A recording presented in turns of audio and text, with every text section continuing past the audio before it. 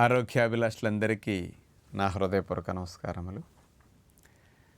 జీవితంలో ఏదైనా సాధించాలి అంటే దానికి ఒక డిసిప్లిన్ అనేది అతి ముఖ్యంగా అవసరమవుతుంది. క్రమశిక్షణ. అసలు క్రమశిక్షణ అనేది మనిషికి ఎంత ఎక్కువ ఉంటే అంత గౌరవం పెరుగుతుంది. ప్రతి ఒక్కరూ అందరి ద్వారా గౌరవింపబడాలి అని కోరుకుంటారు. మనమంటే అందరు ఇష్టపడే విధంగా ఉండాలనుకుంటారు. అందరికి ఒక ఎగ్జాంపుల్గా కనపడితే బాగుండనుకుంటారు. అందరిలో మనం గౌరవింపబడాలి అంటే ఆ గౌరవం అనేది కోరుకుంటున్నప్పుడు డిసిప్లిన్, క్రమశిక్షణ అనేది ఆ గౌరవాన్ని మనకు ప్రసాదిస్తుంది. ఈ డిసిప్లిన్గా ఉండటం అనేది జీవితానికి ఒక వరం లాంటిదని చెప్పచ్చు. చాలామందిని చూస్తే పేరెంట్స్ చాలా డిసిప్లిన్గా ఉంటారు.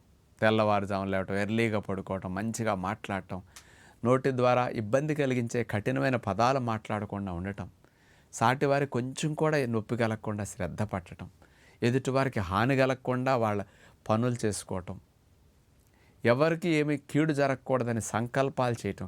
కొంతమంది తల్లిదండ్రులు ఇవి బాగా ఉంటాయి. వాళ్ళ దగ్గర పుట్టిన పిల్లలకి చిన్నప్పటి నుంచి ఇవే చూసి పెరుగుతారు, ఇవే వింటూ ఉంటారు, ఇవి అభ్యాసం అవుతాయి కాబట్టి ఒక డిసిప్లిన్ వచ్చేస్తుంది.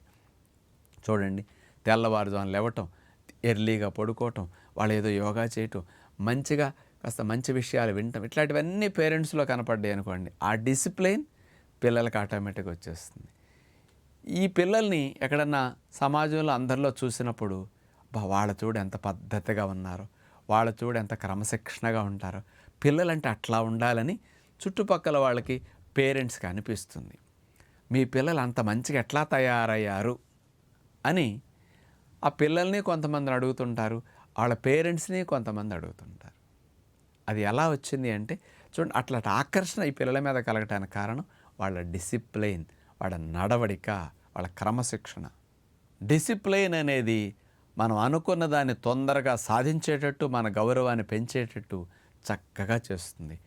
ఇండిసిప్లైన్ అనేది మనకు విలువను తగ్గించేస్తుంది, మన గౌరవ మర్యాదల్ని కోల్పోయేటట్టు చేస్తుంది, నలుగురిలో మనకి అవమానాలు జరిగేటట్టు చేస్తుంది. అందుకని మనల్ని నలుగురు తిట్టుకునేటట్టు కూడా ఇండిసిప్లైన్ చేస్తుంది. మరి అందుకని ఇండిసిప్లైన్ ఎంత దూరం చేసి డిసిప్లైన్ వైపు, మనం క్రమశిక్షణ వైపు ఎంత వెళ్ళగలుగుతామో అంత మంచిది జీవితానికి. అందుకని ప్రతి ఒక్కరూ ఏది చేయాలన్నా కొన్నిటిని మనం ప్రతిరోజు డిసిప్లైన్గా క్రమం తప్పకుండా ఆచరించాలి అని పెట్టుకుంటే ఆ డిసిప్లైన్ ఒకటి అలవాటు అయిపోతుంది. తెల్లవారుజామున లేవాలి అని ఒక డిసిప్లైన్ మీరు అలవాటు చేసుకోండి, అదొక హ్యాబిట్గా మారిపోతుంది. అంటే ఎప్పటికది ఒక డిసిప్లైన్ జీవితకాలం పాటు. కొన్ని మనం సాధించాలంటే కొన్ని అలవాట్లని ఒక డిసిప్లైన్గా పెట్టేసుకోవాలి, క్రమం తప్పకుండా క్రమశిక్షణలో భాగంగా చేసేసుకోవాలి. సాధ్యమైనంత వరకు అర్లీగా పడుకోవాలి, మంచి డిసిప్లైన్ ఇది, మంచి క్రమశిక్షణ. అట్లాగే రోజు వ్యాయామం చేయాలి, ఒక మంచి డిసిప్లిన్. అంటే ఈ లైఫ్ టైం బాడీకి ఆరోగ్యంగా ఉండాలి అంటే ఒక క్రమశిక్షణ ఇది కావాలి. ఇక మూడవది, ప్రతిరోజు ఎక్కడైనా ఏదైనా టైంకి అటెండ్ అవ్వాలి, ఇది ఒక మంచి డిసిప్లిన్, టైం మెయింటెనెన్స్ అనేది. ఇక ఐదవది తీసుకుంటే రోజు మంచి ఆహారాన్ని తినాలి, ఎంజాయ్ చేయడానికి అప్పుడప్పుడు తినాలి.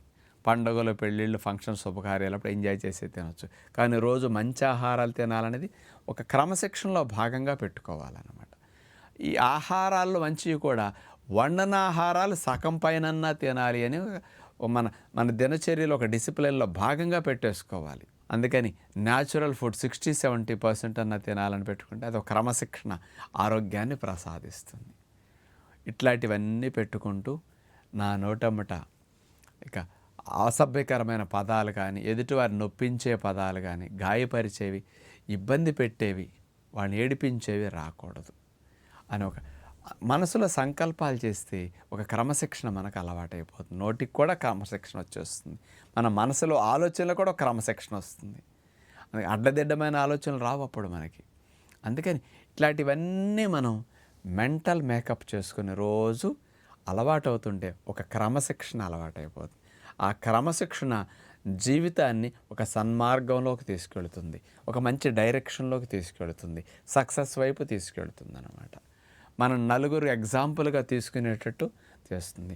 మనం ఇంకొకరి కోసం కాకపోయినా మనం ఆరోగ్యంగా ఆనందదాయకంగా జీవించేటట్టు చేస్తుంది ఈ క్రమశిక్షణ. అందుకని గొప్ప గొప్ప మహానుభావులందరినీ తీసుకుంటే వాళ్ళ దినచర్య అంతా క్రమశిక్షణగా ఉంటుంది, డిసిప్లైన్గా ఉంటుంది. వాళ్ళ చూపులు, వాళ్ళ చేష్టలు, వాళ్ళ కర్మలు అన్నీ కూడా క్రమశిక్షణగా ఉంటాయి. క్రమశిక్షణ అంటే మన శిక్షణ, అంటే మన ఆచరణ అంతా కూడా మంచిగా క్రమముగా ఉంటే క్రమశిక్షణ. అందుకని మంచి క్రమములో మనం నడవాలి. అదే క్రమశిక్షణగా నడవటం అంటే.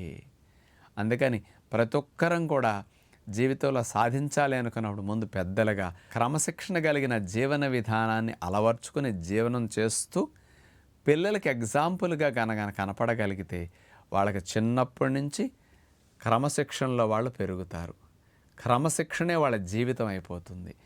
ఇది మీరు ఆశించినట్టు మీ పిల్లలు మంచి వాళ్ళకి ఎదగటానికి, మీ పేరు ప్రతిష్టలు వాళ్ళని నిలపటానికి, పిల్లల్ని కన్నందుకు మంచిగా వాళ్ళు తయారవటానికి ఇది ఒక ఆయుధంలాగా వాళ్ళ జీవితానికి ఉపయోగపడుతుంది. అందుకని క్రమశిక్షణ అనేది, డిసిప్లైన్ అనేది మనిషి జీవితానికి ఒక వరం అని చెప్పచ్చు. అందుకని లేచిన దగ్గర నుంచి పడుకునే వరకు నేను ఇలా ఉండాలని ఒక క్రమశిక్షణ కలిగిన టైం టేబుల్ని మనం పెట్టుకోగలిగితే వాళ్ళకి సక్సెస్ రేట్ చాలా చాలా ఎక్కువ ఉంటుంది. ఏదో కొంతమంది ఎటు గాలి కొడితే అటు వెళ్ళిపోతుంటారు. అంటే వాళ్ళకి క్రమశిక్షణ ఉండదు, రోజులో ఒక టైం టేబుల్ ఉండదు, ఒక దినచర్య ఉండదు. ఏది ఊపొస్తే అటు వెళ్ళిపోతారు. ఒక ఫిక్స్డ్ ప్లాన్ ఉండదు. దీంట్లో ఫెయిల్ అవుతారు, దీంట్లో సమస్యలు ఎక్కువ వస్తాయి.